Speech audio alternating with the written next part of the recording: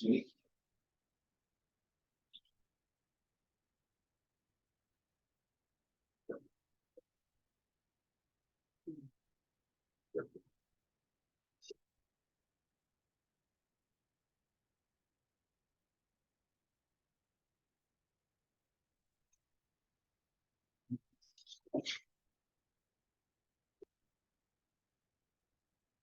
Donc, on va regarder un peu les perturbations atmosphériques. Parce que dans l'atmosphère, depuis la Terre, il y a entre le Soleil et puis la Terre, il y a l'atmosphère. Donc, l'atmosphère, il ne laisse passer les rayons que dans ce qu'on appelle les fenêtres atmosphériques. C'est-à-dire qu'il y a des bandes spectrales dans lesquelles l'atmosphère est transparente, va permettre le rayonnement tel le sol. Donc, ces bandes spectrales-là, on va les appeler les fenêtres atmosphériques. Les fenêtres sont des fenêtres atmosphériques. C'est dans ces fenêtres atmosphériques qu'on se choisit les bandes spectrales pour les appeler. On va voir quels sont les gros problèmes, qu'on a en général dans l'atmosphère. En général, dans le visible, c'est-à-dire dans la bande entre 400 microns et 800 microns, l'atmosphère est plus ou moins transparente. C'est pour cela que toute la bande visible, on peut l'utiliser pour faire des observations. Mais après ça, il y a des bandes qui sont inutilisables en détection parce que l'atmosphère n'est pas transparente du tout. C'est-à-dire qu'il absorbe tout le rayonnement pratiquement et le rayonnement n'arrive que ça. Donc, ces bandes spectrales-là, on va les écouter. Et on ne va pas avoir d'informations. C'est pas que. Bon, les autres problèmes qu'on rencontre dans l'atmosphère, c'est le phénomène de diffusion et d'absorption. Diffusion et absorption. Donc, on a dit que, ceux qui sont en ligne, là, est-ce que vous me suivez? Je ne sais pas si. Ceux qui sont en ligne. Oui, professeur, nous suivons. Marche, OK. N'hésitez pas à arrêter à poser vos questions. J'ai compris, professeur. Donc, j'ai dit que les deux grands problèmes qu'on rencontre dans l'atmosphère sont liés au phénomène de diffusion et au phénomène d'absorption des rayonnements. Donc, on dit qu'avant que le rayonnement n'atteigne la surface de la Terre, il doit traverser une certaine épaisseur, une certaine épaisseur dans l'atmosphère. Dans l'atmosphère, ce qu'on a, on a les gaz, et puis on a aussi tout ce qui, on a les nuages d'ailleurs. Les nuages, sans les nuages, c'est pas la peine. Ça bloque le rayonnement. Et donc, ce sont ces phénomènes-là, les parties des gaz dans l'atmosphère et les nuages qui peuvent bloquer le rayonnement. Donc, c'est surtout les particules, la poussière. Vous voyez, pendant la saison sèche, à partir du mois de décembre, janvier, on va avoir ce qu'on appelle la bulle sèche. C'est-à-dire, vous allez avoir plein d'agricoles, vous allez avoir l'armatan.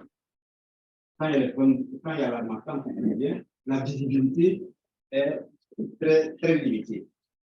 Il y a beaucoup de particules en atmosphère. Donc, ces particules-là et les différents gaz qui sont dans l'atmosphère ont contribué notamment le CO2, l'autre là, ou le méthane, ou la vapeur d'eau, vont contribuer à ces mécanismes-là, c'est-à-dire les phénomènes de diffusion et le phénomène d'absorption. Donc, vous voyez que ça veut dire que si on a des images, on a la brume sèche, c'est-à-dire décembre, janvier, quand il y a l'Armada, on n'aura pas les mêmes problèmes de perturbation que lorsqu'on a une image du mois d'avril. Le mois d'avril, les conditions atmosphériques sont différentes. Et puis, ça peut varier assez rapidement d'un jour à un autre. Pendant la bulle sèche, prenez une image à Korogo. Vous allez voir que ça n'a pas les mêmes, on n'aura pas les mêmes perturbations à Korogo ou à Ferté qu'au sud ici. Parce que pendant cette période-là, d'Armaka, vous avez beaucoup de poussière dans l'atmosphère, beaucoup d'aérosols dans l'atmosphère, et les perturbations qu'on va avoir dans cette zone-là sont pas même au Niger ou au Tchad, vous allez avoir des fortes perturbations. Bon. Alors, on va regarder ce que on a, ce qu'on appelle diffusion. La diffusion. On dit qu'il y a diffusion, la diffusion se produit quand vous avez toujours une interaction entre le rayonnement électromagnétique et puis les particules dans l'atmosphère. Et quand le rayonnement incident, on dit la diffusion se produit lors de l'interaction entre le rayonnement incident et les particules ou les grosses molécules de gaz présentes dans l'atmosphère. Donc,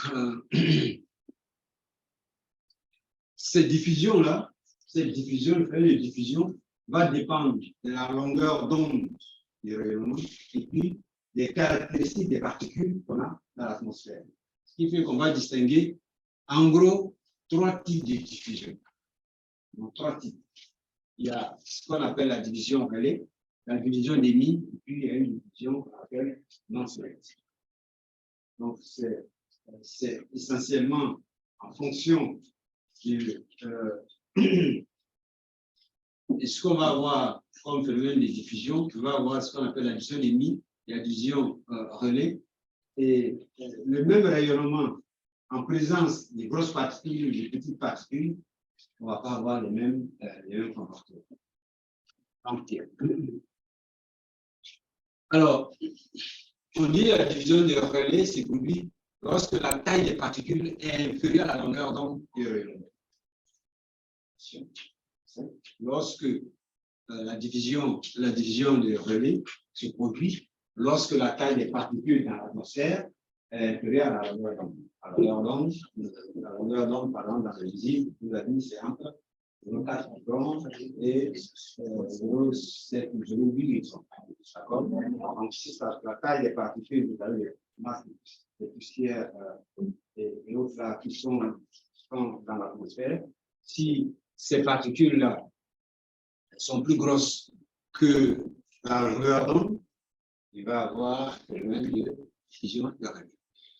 Alors, on dit, c'est pour cela on dit que le phénomène, c'est ce phénomène-là qui explique pourquoi nous percevons le ciel bleu durant la journée. C'est-à-dire que dans, si on regarde ce qui est écrit, donc on dit que ces particules-là, ça peut être de la poussière ou des molécules d'azote ou d'oxygène. Donc, la diffusion, c'est le fait de dévier ou d'absorber l'élément, c'est-à-dire la division des relais disperse et dévie de façon importante les courtes longueurs d'onde. C'est les courtes longueurs d'onde qui sont essentiellement affectées par la division des relais. Or, les courtes longueurs d'onde, c'est lesquelles? C'est le bleu. Donc, ce phénomène-là va faire que la journée, on va avoir un ciel bleu, parce que c'est la longueur d'onde bleue qui est essentiellement diffusée. Parce que c'est les courtes longueurs d'onde les plus affectées dans la vision rouge. C'est bien ça? Ça, hein? Lorsque la taille des particules est inférieure à la longueur d'onde. Donc, en général,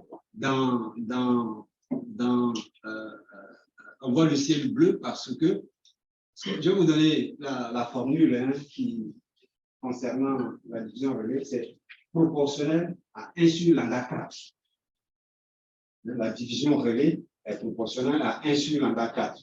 Donc, plus lambda est petit, hein, si lambda est petit, vous allez avoir une division beaucoup plus grande qu'une longueur d'onde qui est en dessous de 0,4 microns.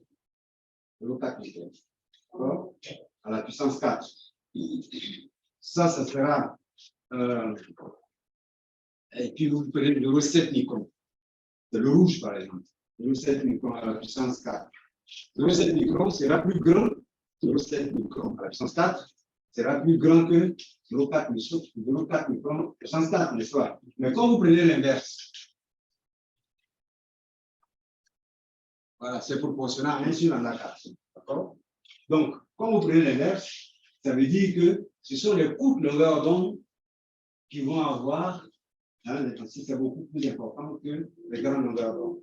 Donc, ce qui veut dire que le bleu, la journée, sera beaucoup plus diffusé, affecté par ça. C'est pour cela aussi qu'on voit aussi la mer bleue.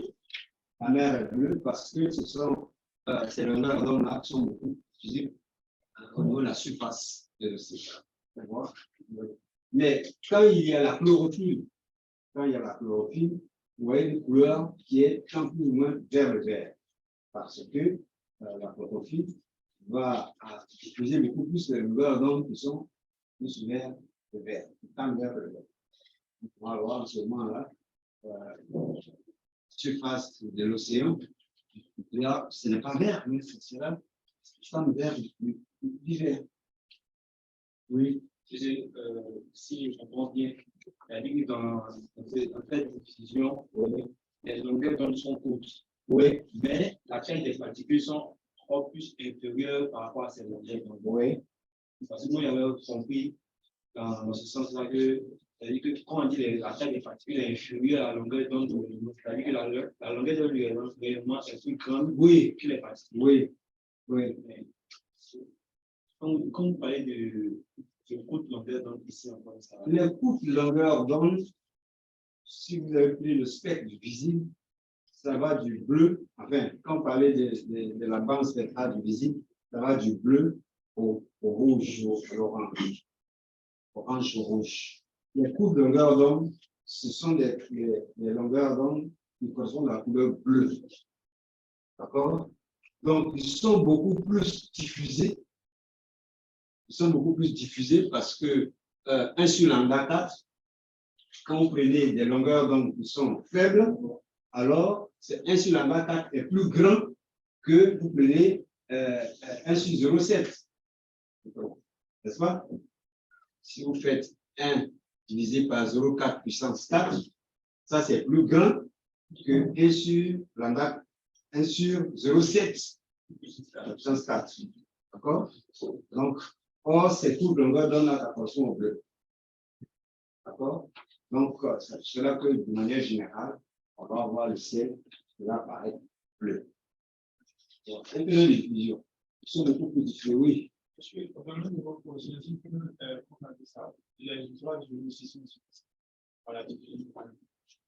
Les ultraviolets, ils sont beaucoup plus bloqués par l'ozone. Par l'ozone. L'ozone d'ailleurs. Hein? Par l'ozone.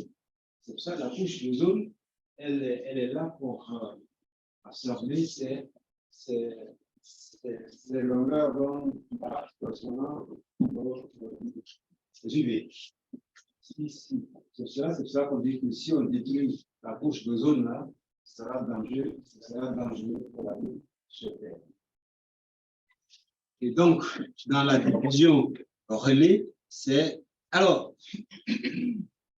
le matin, vous avez, si vous regardez le lever du soleil, ça paraît orangé, ça paraît rouge. Le soir aussi, le coucher du soleil, n'est-ce pas? Alors, lorsqu'il y a le coucher du soleil, les rayonnements rasent vraiment l'horizon, n'est-ce pas? Ça rase l'horizon. Et la distance à parcourir par le loin est beaucoup plus grande. Donc, l'épaisseur de l'atmosphère est beaucoup plus grande, donc il va absorber la plupart des rayonnements, quasiment sauf le rouge. Parce que la distance est beaucoup plus grande, les effets, les phénomènes de l'absorption seront beaucoup plus grandes. Donc, les longueurs d'onde qui vont être les plus diffusées, ce sera les longueurs d'onde qui seront vers l'orange. Ça fait que au lever du soleil ou au coucher du soleil, il va y avoir un ciel qui va apparaître plus ou moins rouge au coucher, ou bien rouge ou jaune, orangé au lever et au coucher. Parce que les distances seront beaucoup plus grandes. Et ces longueurs d'onde qui sont beaucoup plus, qui traversent une épaisse couche de l'atmosphère, seront plus ou moins absorbées. Seules les longueurs d'onde du rouge et de l'orange vont persister. Et alors, le soleil, donc la diffusion sera beaucoup plus, ces longueurs d'onde sont beaucoup plus affectées par le phénomène de diffusion. Oui. Dans le cas de la diffusion de Rayleigh, Oui. On dit que l'atmosphère réfléchit les zones, la diffuse, les couples, beaucoup plus les couples. Les longueurs d'onde du rouge. Ils sont diffusés aussi, mais l'intensité est faible. C'est-à-dire, ça affecte toutes ces longueurs d'onde, mais c'est le bleu qui est beaucoup plus diffusé. Parce que si vous faites 1 sur lambda 4, c'est plus grand que 1 sur lambda 4 pour le bleu, c'est-à-dire 0,4 microns, 0,45 microns, c'est beaucoup plus grand que 1,1 sur lambda 0,7 microns, n'est-ce pas? Ils sont tous diffusés, mais le bleu est beaucoup plus affecté par là. Beaucoup plus. Maintenant, le reste qui n'est pas diffusé, ça traverse l'atmosphère. En fait, en présence des différentes particules, là, tout est diffusé. Hein, ça traverse, d'accord? Mais il faut dire que s'il n'y a pas de. Par exemple, quand vous venez à midi, pendant la saison sèche, pendant la saison sèche, ouais, on voit le ciel bleu et on voit le ciel clair. Enfin, vous avez l'atmosphère est claire et tout ça. Il n'y a pas beaucoup de perturbations dans l'atmosphère et on voit le rayon ça traverse, mais seulement ceux qui l'ont le plus diffusé, sera le bleu. Il traverse, c'est-à-dire que ça ne veut pas dire que c'est tous les rayonnements qui vont être touchés par ces phénomènes de diffusion, qui vont traverser, et puis il y a d'autres qui vont être diffusés. Quand je vous ai montré les premiers graphiques là, concernant l'interaction entre l'onde électromagnétique qui sont diffusés dans l'atmosphère, puis d'autres arrivent, et heureusement d'ailleurs, d'autres arrivent au sol, il y en a qui sont diffusés dans l'atmosphère, ça dépend des zones. Il y a des zones, c'est-à-dire, il peut y avoir des zones où il y a beaucoup de vapeur d'eau, il y a des zones où il n'y a pas de vapeur, très peu de vapeur d'eau, etc. Donc c'est variable, l'état de l'atmosphère est variable spatialement, et puis sur le plan temporel, c'est-à-dire que ne pensez pas que s'il y a un phénomène de diffusion qu'on observe ici dans la zone d'Abidjan, allez à Deauville, vous allez voir qu'on n'a pas les mêmes phénomènes. C'est variable. Bon, à Deauville, c'est à 100 km, c'est pas loin, mais allez un peu plus loin, jusqu'à Boaké. Jusqu'à Boaké, on n'aura pas les mêmes phénomènes. L'état de l'atmosphère à Abidjan, ce n'est pas les mêmes choses que vous verrez à Boaké. Donc, ça veut dire que quand on a une image qui est prise à un moment donné, il faut connaître les caractéristiques à peu près de l'atmosphère. L'état de l'atmosphère, il doit faire les corrections. Une image de janvier en période d'harmattan, vous n'allez pas la comparer à une image du mois de mars où il n'y a pas d'harmattan. Pour comparer les deux, il faut faire ce qu'on appelle une correction atmosphérique sur les deux. Mais il y a des modules, dans les logiciels qu'on utilise pour les traitements d'image, il y a des corrections atmosphériques qui sont. Et là, c'est fait surtout sur ces logiciels-là ou pas? Les corrections sont faites. Il suffit de rentrer pendant la zone. Il y a des paramètres classiques, hein, c'est-à-dire qu'il y a des standards qui sont là. On sait qu'au mois de janvier, dans telle zone, voici les paramètres atmosphériques qui sont les plus prépondérants. Et bon, si vous entrez les dates, vous faites la correction selon la bande spectrale. Ce n'est pas à vous de chercher tous ces paramètres-là, c'est les standards qui existent. Mais il faut absolument, pour comparer les images de deux dates différentes, il faut faire des corrections atmosphériques. Parce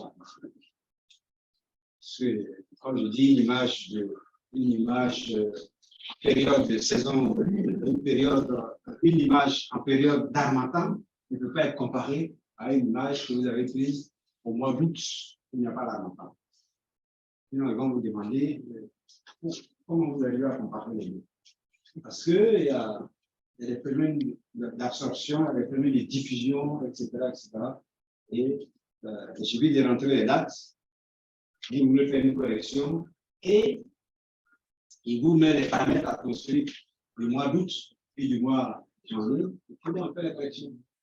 Et en ce moment-là, pour comparer les images de deux dates différentes. Alors, l'arc-en-ciel, la dernière fois, je vous ai parlé du prisme, n'est-ce pas? Que la lumière blanche, vous faites passer ça à travers un prisme, vous décompose ça en les couleurs allant de la musique du bleu jusqu'au rouge. Quand il y a des particules d'eau, en général, là, vous voyez l'arc-en-ciel qu'après, les pluies, comme ça. Quand il y a des gouttes d'eau dans l'atmosphère, ça se comporte comme un prisme.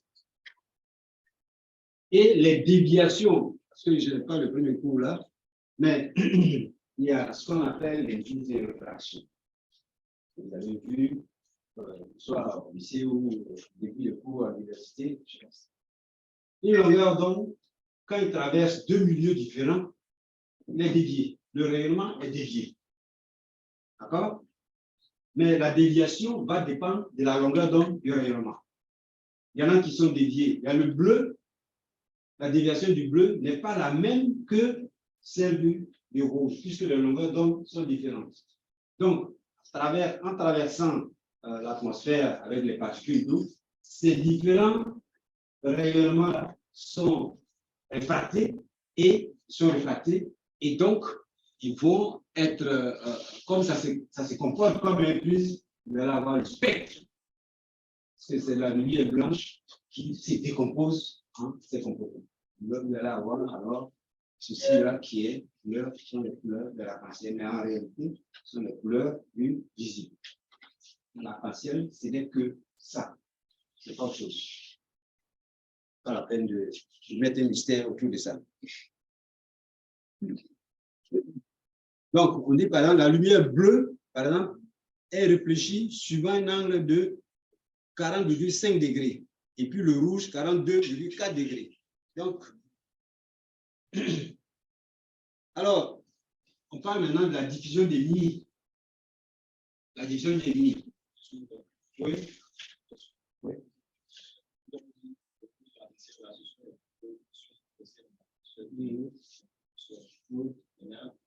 Ce sont les rayonnements que les photos ont frappés. Les rayonnements émis par le soleil. Oui, en fait, ils vont être réfléchis vers l'atmosphère.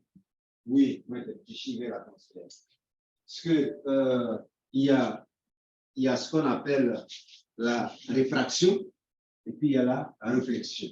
Donc, comme vous voyez à la surface d'un liquide, vous allez avoir à la surface d'un liquide, à la surface, oui, des milieux, il y a un rayonnement qui peut être réfracté et puis un rayonnement qui est réfléchi. Donc, l'angle de réfraction, l'angle de réflexion va dépendre de la longueur d'onde. Donc, le bleu, le rouge et les autres là, ils sont réfléchis dans différents angles. Et quand ils sont réfléchis dans l'espace, ils vont constituer ce qu'on appelle l'arc-en-ciel. Le spectre du visible.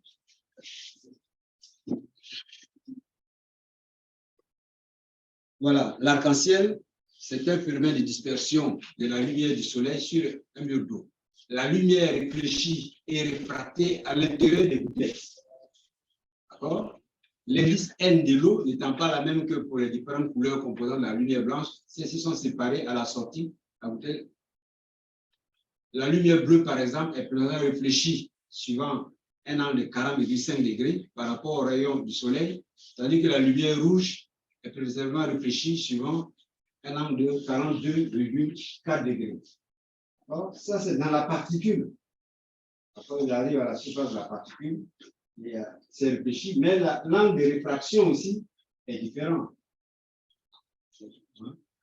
Mais ce que je vais vous dire, tout simplement, c'est que c'est la présence de gouttelettes d'eau dans le ciel qui va faire disperser ces rayonnements-là et qui va mettre en eux le spectre visible qui va constituer ce qu'on appelle les couleurs allant du bleu au rouge qui constitue l'arc-en-ciel. D'accord? Alors, il y a la division des nids. On dit la division des nids intervient lorsque les particules sont presque aussi grandes que la longueur d'onde du rayonnement. Lorsque la division des nids elle est visible lorsque les particules sont presque aussi grandes que la longueur d'onde du rayonnement. Donc, on dit que dans ce cas-là, c'est la poussière, c'est la fumée et l'eau. Ces gens disent en fait les plus grandes longueurs d'onde et c'est plus surtout dans les couches inférieures de l'atmosphère. Donc, ici, c'est quand la longueur d'onde est à peu près la même taille que les particules.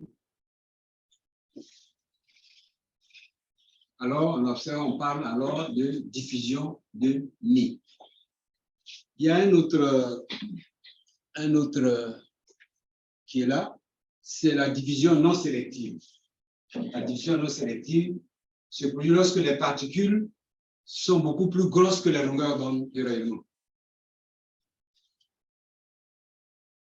En ce moment-là, on a les gouttes d'eau dans l'atmosphère, ils vont disperser le bleu, le vert et le rouge de façon presque égale. Alors, on obtient ce qu'on appelle, qui disperse le bleu, le rouge et le vert de la même façon, alors ça fait blanc. Donc, c'est quand on a le phénomène de brouillard, c'est dû à ça. C'est à ce moment-là, on a une diffusion non sélective. C'est-à-dire que la diffusion, elle est différente en fonction des différentes longueurs d'onde. On diffuse aussi bien le bleu, le vert que le rouge. Moi, c'est une diffusion non sélective. Bon. Donc, il y a la diffusion qui va affecter ce qu'on va avoir comme phénomène au sol, mais il y a un autre phénomène qui va perturber le signal, c'est l'absorption. Hein? L'absorption, tout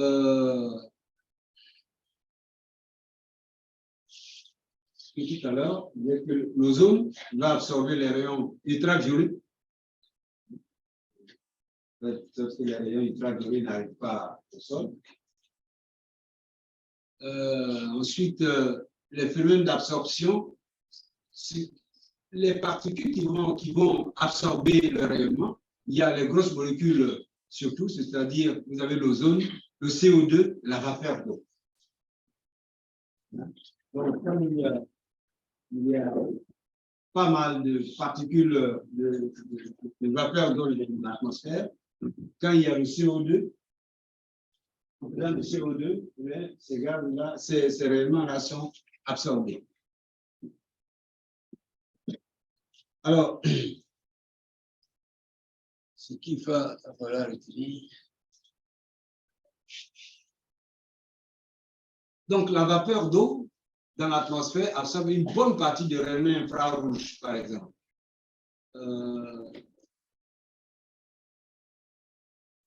Alors,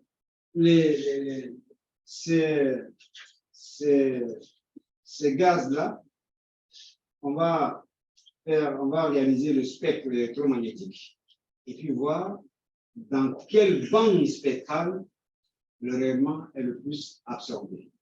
Donc, je vais vous montrer cela.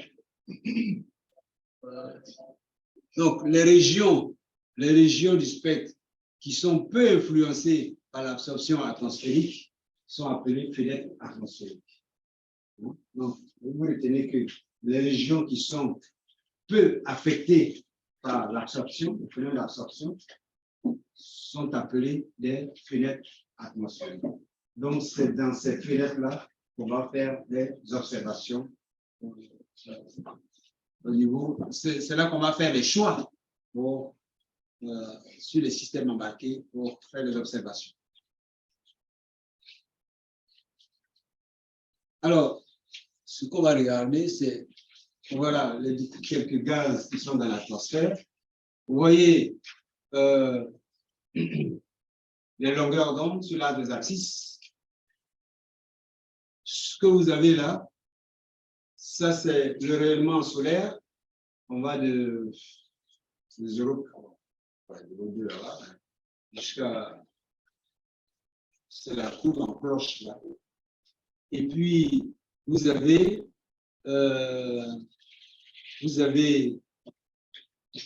donc le spectre solaire qui est en noir ici là, c'est ça. Et cette courbe là, spectre solaire. C'est-à-dire celui-là, le spectre solaire, celui-là. Ça, c'est hors atmosphère. Hors atmosphère, c'est ça qui est... voilà, vous voyez bien, hein, ces différentes courbes-là. Il y a l'éclairement spectral solaire hors atmosphère. Vous avez l'éclairement solaire au niveau de la mer. Et puis, la courbe, il y a une courbe en pointillé là, courbe du corps noir, c'est-à-dire lorsque on a un corps noir à la température d'à peu près 6000 degrés Kelvin.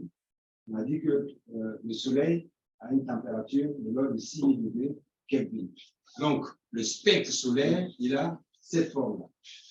Alors, les bandes d'absorption, voici les gaz qui vont absorber le rayonnement. Vous voyez l'ozone, l'absorbe ici. Vous voyez les bandes d'absorption les plus importantes, c'est lesquelles? Oui, ici le schéma, oui. Oui.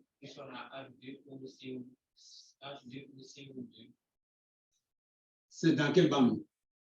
La bande qui, en noir, là.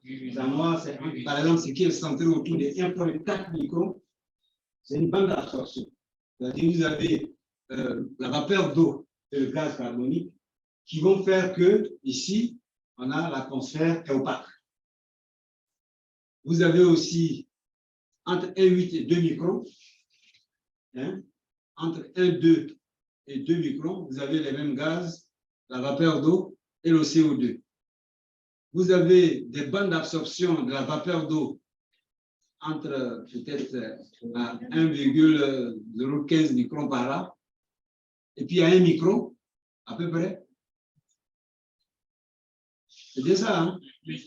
Donc, vous voyez les bandes d'absorption qui sont en noir. Ça veut dire que si on place un détecteur ou un capteur centré sur ces bandes-là, on n'aura pas grand-chose. Donc, il faut se choisir des bandes spectrales qui sont en dehors de ces zones. De ces zones-là. Ce sont des bandes là qu'on évite. On évite. Donc, ça ne constitue pas des fenêtres atmosphériques. Par exemple, jusqu'à 0,6 microns, même jusqu'à 0,7, c'est plus ou moins transparent. Donc, dans le visible, là, on a très peu de bandes d'absorption. Et au-delà, après 0,8, là, on commence à voir une grande bande d'absorption. Donc, si vous regardez, je pense que la dernière fois, Donc, elle nous a montré quelques bandes spectrales de satellites.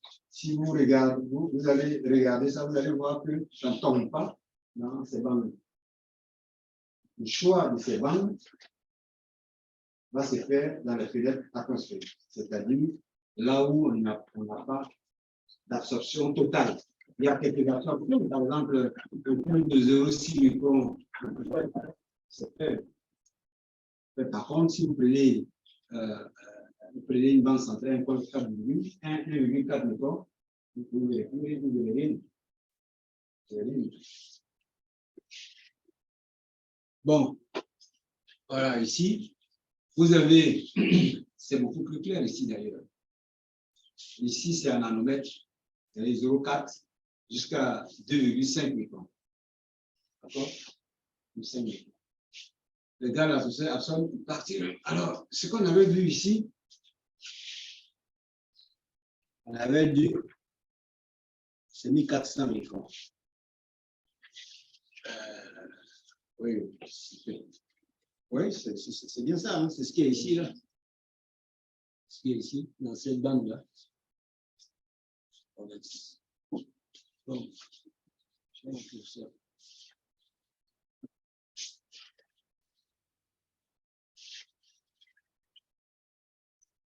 Bon, d'accord.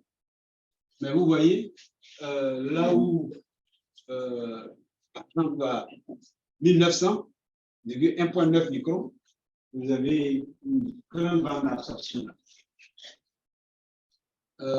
C'est le rappel. On a une bande d'absorption autour de 14 microns. Hein? 14 microns, non. C'est 1,4 microns. Parce que ça, c'est un nanomètre. Si vous voulez, il faut oui. Ça, c'est 10 à moins 9. Si vous passer à 10 à moins 6, c'était 1,4 microns. Vous avez une bande d'absorption. Et autour de 1,9 microns aussi, vous avez une bande d'absorption. Si on retourne ici, vous voyez qu'ici, 1,4 microns. 1,4 microns, vous avez une bande d'absorption. Et autour aussi de entre 1,8 et 2, il y a aussi une grande bande d'absorption. C'est les mêmes. Et puis, autour de 0,9 par là, non? 0,95 et 0,1.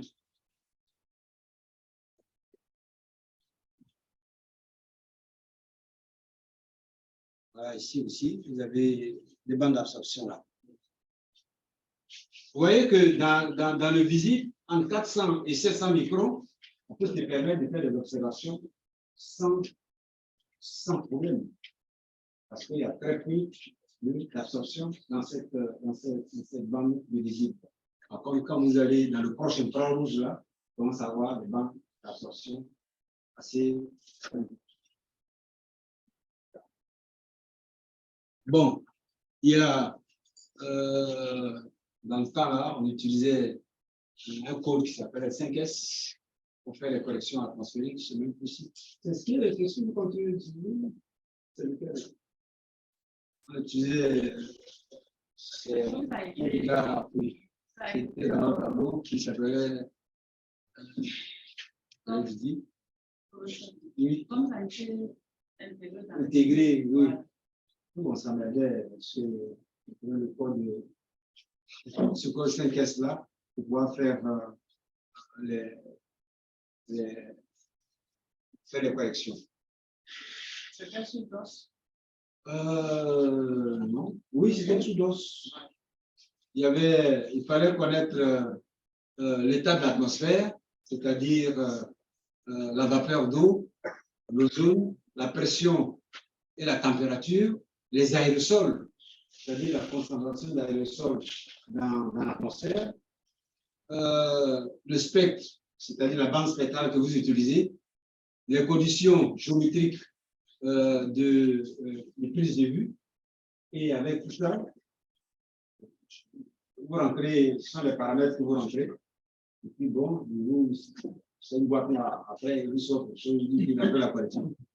Bon, il est satisfait, et puis vous continuez. Parce que quand vous faites une publication, vous utilisez des images, des dates différentes, ils vont vous demander absolument est-ce que vous avez fait une correction. Parce que si vous prenez une image, je disais tout à l'heure, si vous voulez comparer des indices de végétation, ça peut être voilé complètement par ces gaz-là qui sont dans l'atmosphère. Vous allez avoir un signal qui est plus faible, qui est atténué, qui est recueilli par, vous pensez que l'indice de végétation a baissé, alors que c'est lié surtout au phénomène d'absorption. Bon, donc ce cours-là sur celui-là, il est fini. Je fais un. En fait, celui-là, juste, c'était pour vous dire qu'il y a des phénomènes dans l'atmosphère dont il va falloir tenir compte lorsque vous utilisez des images. D'abord, si vous avez des images de 2 dates, il faut faire une correction atmosphérique. Ça fait une année à une autre. Même si c'est pris dans les mêmes périodes, c'est-à-dire vous avez une image de novembre 2022 et une image de novembre 2025, il se peut que ça ne soit pas le même état. Puisque, vous voyez, là, on continue d'avoir la police. Peut-être qu'en novembre 2025, quand même, peut commencer depuis début novembre. Donc, il faut pouvoir comparer les données là, pour faire une étude multitemporelle, vous étudiez le phénomène de l'extension de la ville d'Abidjan. Il faut faire déjà des corrections pour pouvoir égaliser les éléments et tout ça. Ensuite, si même vous voulez comparer une image prise au sud, enfin, ça, il n'y a pas de comparaison peut-être. Je vais dire que si vous avez une image dans la région sud et une image dans la région nord, les conditions à construire sont différentes. Il faut faire attention. C'est-à-dire que sur le plan temporel, dans le temps, il peut y avoir des différences, mais dans l'espace aussi, il peut y avoir aussi des différences. Et puis ça varie, l'état de l'atmosphère varie assez vite. Quand il y a des images, très souvent au sud ici, le problème qu'on a, c'est le problème c'est la couverture nuageuse. C'est la couverture nuageuse qui est le gros problème, le gros souci. C'est-à-dire que quand vous voulez faire un projet, vous allez faire le choix des images à des dates clés. Parce que le phénomène que vous voulez étudier, il y a des dates clés. Par exemple, pour la végétation. Pour la végétation, vous savez que on a ici, on a 4 saisons, n'est-ce pas? Normalement, ça devrait être la fin de la saison, de petite saison de pluie en novembre, là, et début de la saison sèche en décembre. D'accord? Jusqu'en mars, on est toujours dans la saison sèche. Et puis, après, on rentre dans la saison des pluies, et ainsi de suite, fin mi-juillet, c'est la fin de la saison de pluie, puis la petite saison sèche, sur la côte, hein. Mais dans la région nord, on a deux grandes saisons. Donc, si vous avez ici, ce qui peut arriver, c'est que très souvent, même en saison sèche, le ciel est couvert. Le ciel est couvert. Vous prenez une image, vous dites que pour étudier mon problème, la question qu'on me pose, il faut que j'ai une image au mois de décembre, il faut que j'ai une image en mars, j'ai une image en août, etc. C'est-à-dire une image début saison sèche, c'est peut-être décembre, une image fin de saison sèche, peut-être avril, n'est-ce pas? Fin de saison sèche. Et puis, fin de saison de pluie, c'est peut-être au mois d'août d'avoir une image. Donc, ça, c'est ce que vous souhaitez avoir. Mais il peut arriver dans la pratique que les images-là ne soient pas de bonne qualité. Les images ne soient pas de bonne qualité. liées aux conditions atmosphériques. Et très souvent, le problème qu'on a dans la zone ici, c'est les nuages. C'est les nuages. Et la couverture nuageuse fait qu'on a du mal à avoir des images de très bonne qualité. Donc, on est obligé de fois se rabattre sur des images antérieures, c'est-à-dire là où le ciel est transparent, même si ça ne correspond pas à votre date, mais au moins, on va faire avec. Sinon, avoir des images selon son choix, c'est pas évident. C'est pas évident. Oui. Monsieur, mais est-ce que ça ne va pas affecter le travail qu'on va faire? Ah oui, mais c'est là aussi, il faut trouver d'autres moyens d'analyse et tout ça. Vous ne serez jamais dans le cas idéal. Hein. Ça, je vous le dis. Vous ne serez jamais dans le cas idéal. En télédétection, soyez certain, vous ne serez jamais dans le cas idéal. Vous avez tout ce que vous voulez. Je vais avoir une image le 22 février. Je vais avoir une image de temps. Voilà, toutes les paramètres que les images sont pourries, parce que c'est couvert de nuages, etc., etc. Donc, le satellite va passer, par exemple, tous les mois, tous les 26 jours, par exemple. Si vous avez raté l'image du 22 février, ça marche. S'il n'a pas la chance aussi, ce jour-là où il passe dans les mêmes conditions, c'est-à-dire où il disait vertical et tout, vous n'avez pas ça non plus. Parce que l'image aussi est beurrée. Donc, vous allez chercher des images qui tournent autour de cette date, peut-être qui ne correspondent pas. Mais vous devez faire avec. Hein?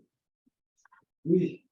Si peut-être, bon, moi je dis peut-être que bon, si on va prendre des images qui ne sont pas peut-être idéales à notre travail, peut-être c'est pour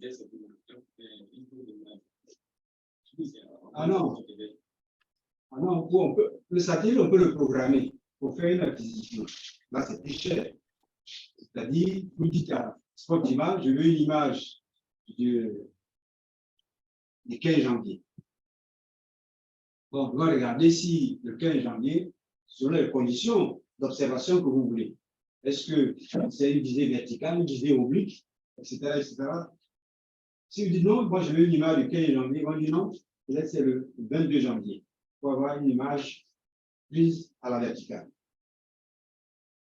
Mais c'est programmé. Mais ce jour-là, vous regardez les images, il ne faut pas vous prendre ça. Parce que ce n'est pas parce que vous n'avez pas les moyens, mais parce que vous n'avez pas des images, même si vous avez les moyens, ce n'est pas bon. Donc, il va falloir des fois réfléchir autrement quand vous allez face à un projet. Et vous n'êtes pas obligé d'aller chercher aussi, il faut chercher d'autres images. De fois, vous allez être amené à prendre des images dont la résolution est moins fine. Parce que noir, comme ça, vous avez une image tous les jours. Mais la résolution, c'est 1 km. Vous voyez? Mais celle que vous voulez pour la résolution 10 mètres ou bien 20 mètres, vous n'avez pas. Il y a quelqu'un qui peut parler? Donc, c'est ça. Et il faut qu'il l'expérience développer à l'expérience de télédétection, il y a toujours d'aller sur le terrain. Il y a toujours nécessité d'aller sur le terrain. Il ne faut pas faire la télédétection sur Professeur. en manipulant le logiciel. Peut-être, comme vous avez donné en mer. Professeur, une question. Oui. Allô, professeur? Oui, allez-y. Oui, ma question que j'aimerais savoir est d'où vient et c'est quoi la source en cas de diffusion de line ou bien de mine? C'est quoi la source d'énergie? Je n'ai pas bien compris votre question. Là, vous dites que pour le cas de arc-en-ciel. Oui. Donc, je demande c'est quoi la source d'énergie dans ces cas-là? C'est le soleil. Oh, ok. Oui, c'est le soleil. D'accord. L'atmosphère, il est à 12 km, des choses comme ça. Hein? C'est le soleil. La sous-événement, c'est le soleil. Ok, merci. Le spectre électromagnétique, c'est le spectre du visible. Et quand il y a un phénomène de diffusion, quand il y a les particules d'eau, c'est le soleil qui va disperser. Qui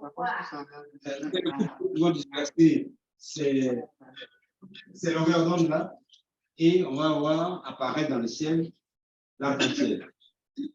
Sinon, en période de saison sèche comme ça, par exemple, la brume sèche, où il y a très peu de vapeur d'eau dans le ciel, on va avoir l'arc-en-ciel.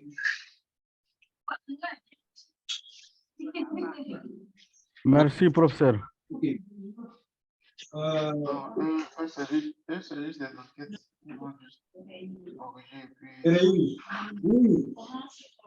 Ah oui, je triche un peu.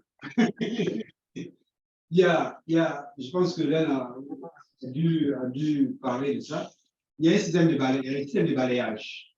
Des fois, il y a des lignes où il y a des lignes qui sont mises qui sont noires complètement. Alors, pour faire les corrections, des fois, on remplace la ligne précédente par cette ligne-là où il n'y a pas de données. C'est-à-dire, si la ligne au-dessus, vous avez les données, et la ligne qui est toute noire là, vous remplacez les données de la ligne, cette ligne-là, par les données, soit de la ligne qui est en dessous, ou de la ligne au-dessus, ou bien vous faites la moyenne. Les deux lignes. Vous faites la moyenne des deux lignes. Bon, on essaie de se dans une ligne qui est perdue, c'est pas grave. Hein. Mais on essaie de rattraper ça avec soit la ligne au-dessus, ou bien la ligne qui est en dessous. Donc, on fait la moyenne des deux lignes, on remplace ça par la ligne qui n'a pas de données, qui est tout blanc ou bien qui est tout noir. Donc, c'est pour vous dire que, comme vous allez avoir des images, des dates différentes, il faut faire la correction. Et puis, le choix des bandes spectrales se justifie par d'abord les caractéristiques des objets qu'on veut absolument étudier. On va regarder les signatures spectrales et on va peut-être mieux comprendre cela. Et puis, les bandes spectrales qui sont embarquées sur les satellites tiennent compte des fenêtres atmosphériques, c'est-à-dire des bandes dans lesquelles l'atmosphère est transparente. Dans le visible, vous voyez que c'est transparent pratiquement entre 0,4 et 0,7 microns. Mais une fois qu'on rentre dans le proche infrarouge, là-bas, ou dans l'infrarouge thermique, il y a des bandes à éviter. Okay. Bon, on va passer. Oh, mais attends. Où est ton curseur, là, Hélène? Je ne vois même pas le curseur. Mais ici, je ne le vois pas. Oui, c'est problème. Parce que je vais fermer la prétenne en attendant de.